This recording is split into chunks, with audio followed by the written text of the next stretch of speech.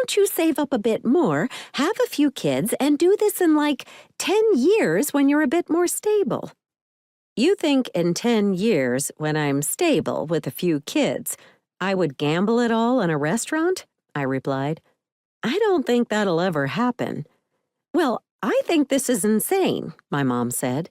You could be a Supreme Court justice and you're going to give it all up to cook macaroni and cheese. Mom, I don't think I was ever going to be a Supreme Court justice. I had crappy grades in law school and never even clerked for a judge.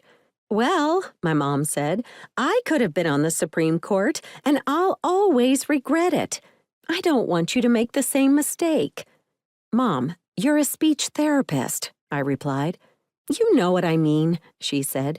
No, actually I don't, I said. Well, this was going well. I paced my kitchen and started fidgeting with a loose cabinet handle.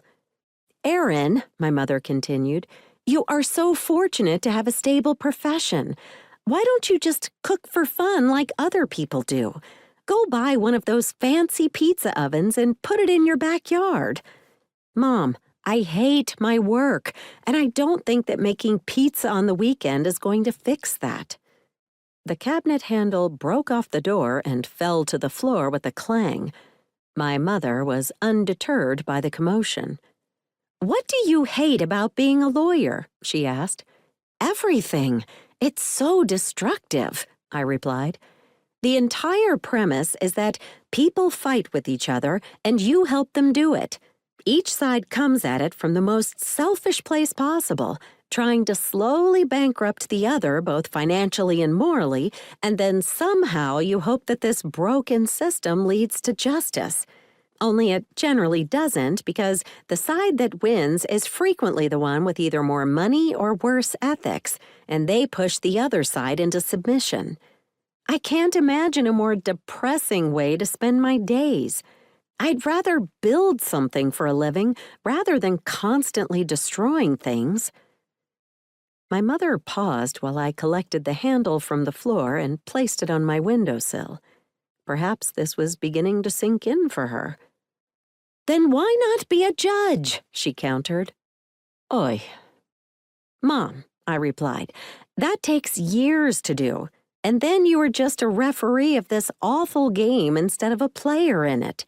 I don't see how that's much better. And also, you started your own business. Why do you think it's so disgraceful if I do the same? See, I could never argue with you, she said.